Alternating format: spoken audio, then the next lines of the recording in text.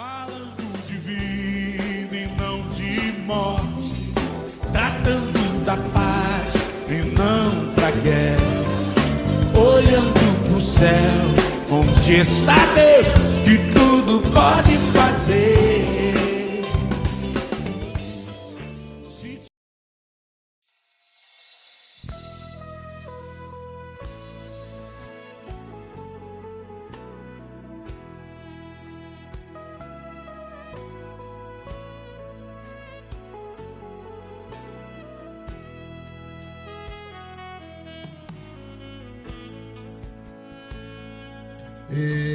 Apresentamos diante de Deus as nossas vidas, nossas orações, nossas petições.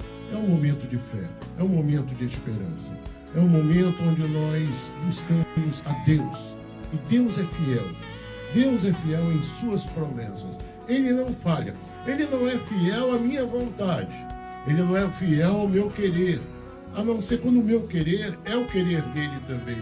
Mas Deus é fiel na sua bondade, na sua misericórdia. Eu gosto sempre de dizer isso, que Deus não é fiel àquilo que eu quero. Deus não tem que ser fiel e não será fiel a tudo que eu quiser, tudo que eu desejar. Deus é fiel à sua palavra. E quando eu entro na palavra, quando eu foco na palavra, quando eu coloco a minha vida sobre a palavra, aí o que acontece? Aí então eu tenho um encontro com a vontade de Deus, com a fidelidade de Deus, porque eu vou buscar aquilo que Deus já tem prometido, que Deus já tem reservado para a minha vida. Amém? Vamos refletir na palavra de Deus, vamos meditar na palavra de Deus.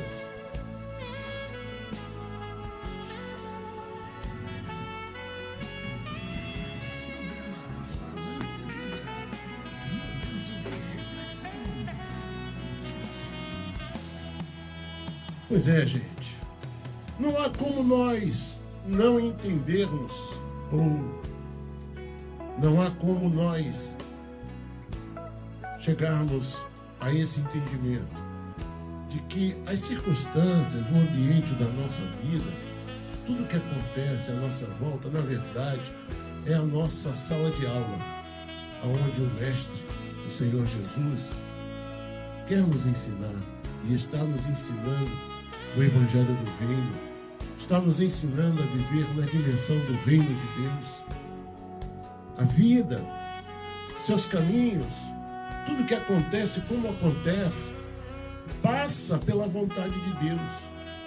É às vezes difícil para nós aceitarmos, entendermos, e para alguns isso parece a grande loucura do entendimento, achar que certas coisas que se passam na sua vida é a vontade de Deus, ou pelo menos passou pela permissão de Deus. Assim podemos entender. Mas veja bem, queridos, quando nós entendemos a graça de Deus, o favor imerecido de Deus, de que nós não merecíamos nada, nenhum direito à vida nós teríamos, e Ele nos deu essa vida para nos dar essa oportunidade, então nós começamos a entender que o projeto de Deus para o homem era algo muito acima de tudo, mas o homem caiu, o homem perdeu, e hoje ele vive as consequências do seu próprio pecado. A gente diz assim, mas eu não mato, não roubo, é muito engraçado, ou curioso isso, desculpa. Porque na verdade nós vamos buscar respaldo naquilo que nós não fazemos, mas aquilo que nós sabemos que fazemos de errado, nós não mencionamos, não citamos, ou colocamos por menor diante de outras coisas que nós queremos agravar e não nos incluir nelas. Mas o homem pecou e ele caiu da presença de Deus. E hoje nós buscamos em Deus, através da sua graça, do seu perdão e da sua misericórdia.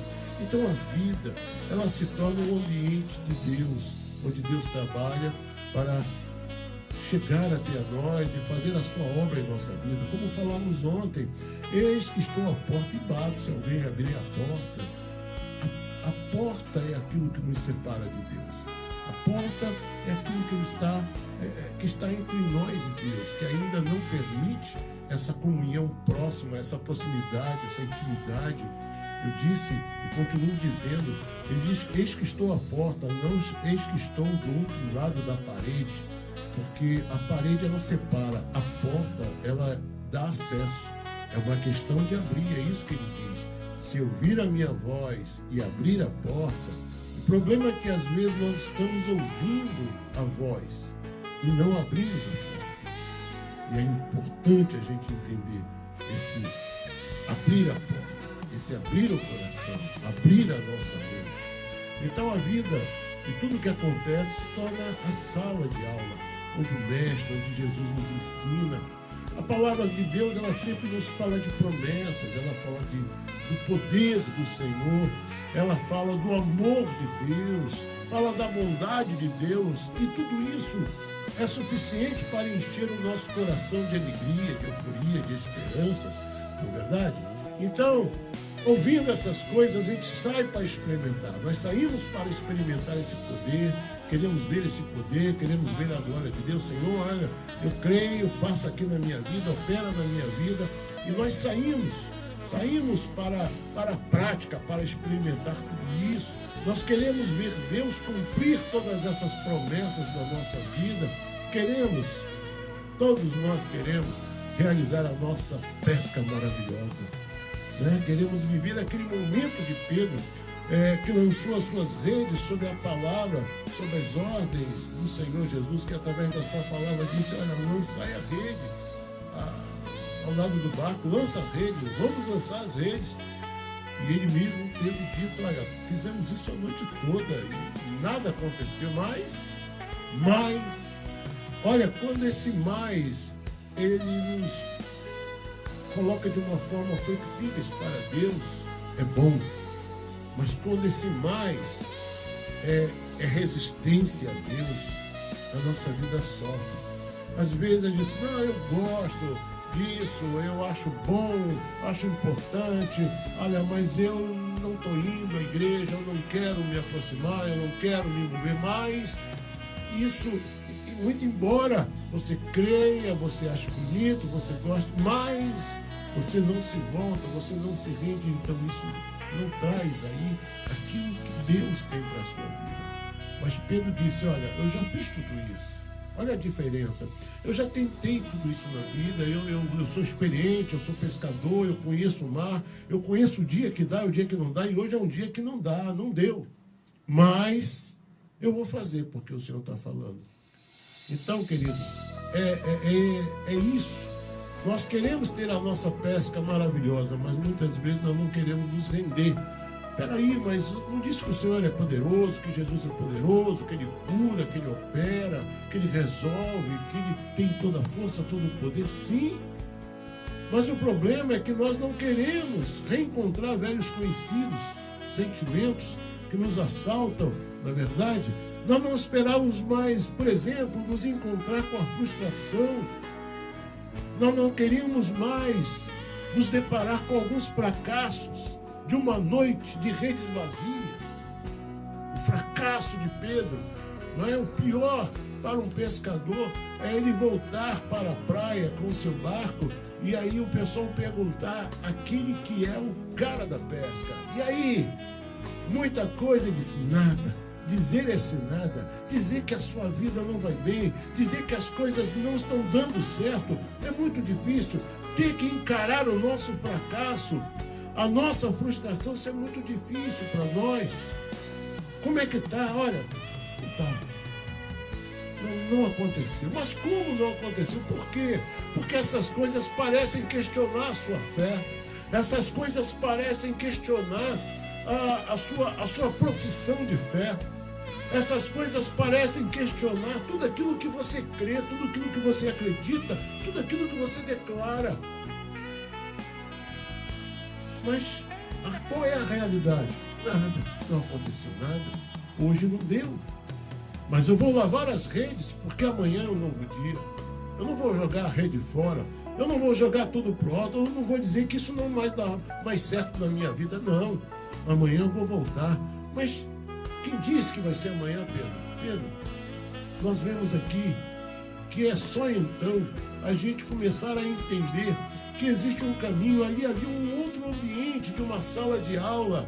Aquela praia, aquela aquele momento, aquele cenário, tudo que estava acontecendo ali, era mais uma das salas de aula onde o Senhor estava ensinando, não somente ao povo que estava ali apertando para ouvir, mas ensinando a Pedro, ensinando o que? O caminho que existia entre a beira da praia, de redes vazias, sujas, sem nada de valor, e entre um local onde aconteceria muito em breve um milagre na sua vida, ele não sabia. Pedro, naquele momento, não sabia que um milagre estava para acontecer na sua vida. Ele jamais imaginaria. Aqueles que viram e passaram e viram ele com as redes vazias, jamais poderiam imaginar que se passasse algum tempo, pouco tempo depois, o veriam com um outro problema, que não era a falta de peixe, mas era a extrema quantidade de peixe. O resultado da sua vida. Eu gosto de dizer que às vezes você está à véspera de um grande milagre na sua vida. Você pode estar a horas de um milagre na sua vida. Você pode estar a poucos momentos de algo muito bom acontecer na sua vida. Eu creio nisso. Porque quando eu me lembro de coisas boas, de milagres, de coisas maravilhosas que Deus realizou na minha vida, eu também me lembro que pouco tempo antes, no dia anterior, horas antes, eu nada sabia do que estaria para acontecer e que aconteceu. E agora, quando a gente para e pensa no que aconteceu, eu falo, meu Deus, eu não sabia de nada. E se eu desisto? E se eu abandono as redes? E se eu saio da posição? E se eu jogo tudo para o alto? Eu perderia. Então aquele cenário estava ali mostrando Pedro entre o momento do milagre, porque o poder de Deus estava ali, porque Jesus estava ali. O milagre estava ali, a promessa estava ali, estava prestes a se cumprir. Toda a obra de Deus estava pronta e preparada, esperando o momento do Senhor determinar, assim como na minha vida e na sua vida. Porque naquela sala de aula ali, que eu volto a se dizer, no sentido figurado, aquele momento era o momento onde Deus queria ensinar a ele uma coisa. Queria ensinar a ele que é preciso aprender a ouvir, a experiência rica de ouvir palavras que se transformariam em sinais, que estava para acontecer muito breve daquele momento, de voltar ao lugar de onde ele veio, aonde não tinha nada, para ele voltar lá e encontrar tudo. Ali ele estava aprendendo, em primeiro lugar, antes de tudo, a ouvir de Deus, esperar o mover de Deus, esperar pela hora de Deus, pela vontade de Deus, esperar pela forma como Deus vai agir, como Deus vai trabalhar. Você não sabe, às vezes a gente quer dizer para Deus como fazer, mas Deus sabe de todas as coisas. E a forma de Deus agir, meus amados, muitas vezes vai contrariar, vai confrontar os nossos critérios.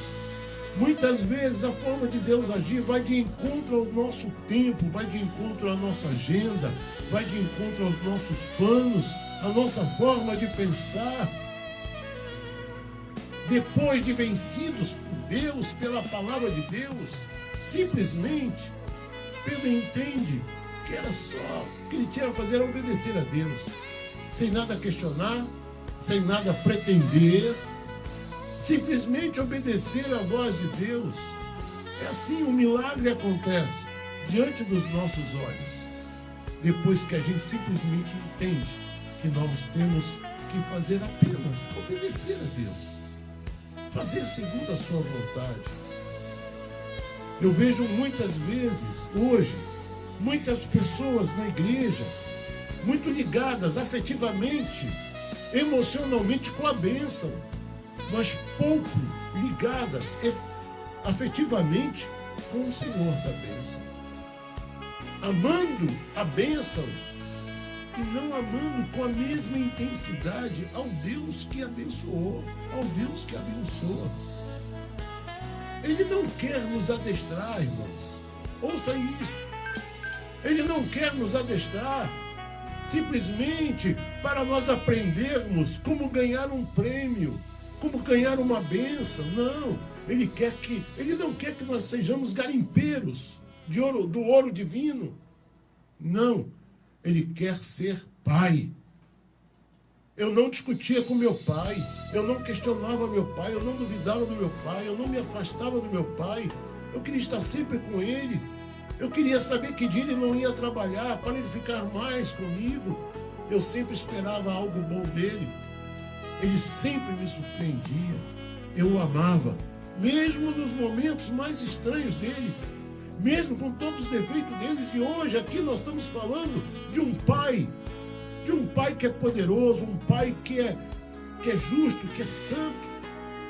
O Senhor não quer ser um patrocinador dos seus sonhos. Ele não quer ser um patrocinador dos seus projetos. Ele quer ser, de fato, pai. E Deus, de fato, é pai quando nós realmente somos filhos. Ele, de fato, é Deus quando realmente nós somos servos. E se nós não formos servos, Ele não vai poder ser o nosso Deus. Se nós não formos filhos, Ele não vai poder ser o nosso pai. E Deus quer nos abençoar com grandes e ricas bênçãos sobre a nossa vida.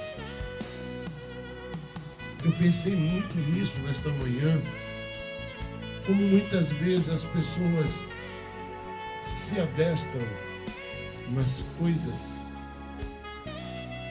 de Deus de uma forma disciplinar apenas para ganhar uma bênção. E não é isso que Deus quer. Ele não quer ser um patrocinador. Ele não quer que a gente seja, desculpe, mas como aquele animal que a gente adestra para ensinar a ele a fazer o que a gente quer, para que ele possa ganhar um prêmio. Não, Deus não quer que você faça isso por uma bênção. Deus quer que você simplesmente o ame e o queira e o tenha como pai e você seja filho. O irmão do filho pródigo, que não se agradou da volta do irmão, ele reclamou com o pai que o pai nunca lhe deu um cabrito para ir festejar com os amigos. O que me chama a atenção é que ele não disse: o senhor nunca matou um cabrito para festejar comigo. Ele estava pensando não numa relação com o pai, mas estava reclamando e falando de uma relação com os amigos. E o pai estava demonstrando que ele era o verdadeiro amigo dele. Eu quero orar com você nessa tarde. Pedir a Deus que fortaleça a nossa fé, que nos dê graça, sabedoria, para que nós possamos alcançar verdadeiramente toda essa riqueza que Deus tem preparado para nós. Vamos lá.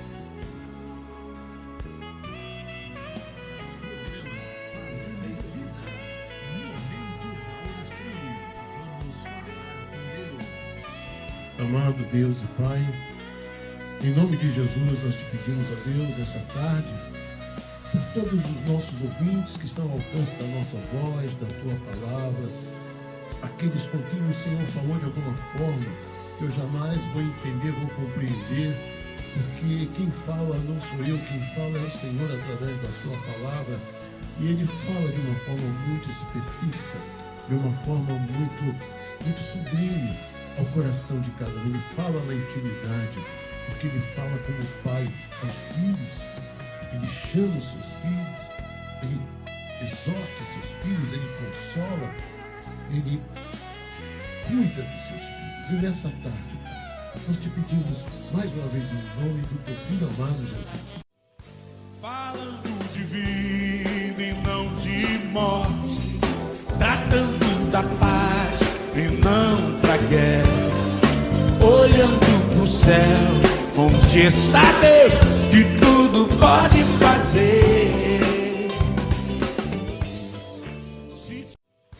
Falando de vida e não de morte, tratando da paz e não da guerra, olhando pro céu, onde está Deus, que tudo pode fazer.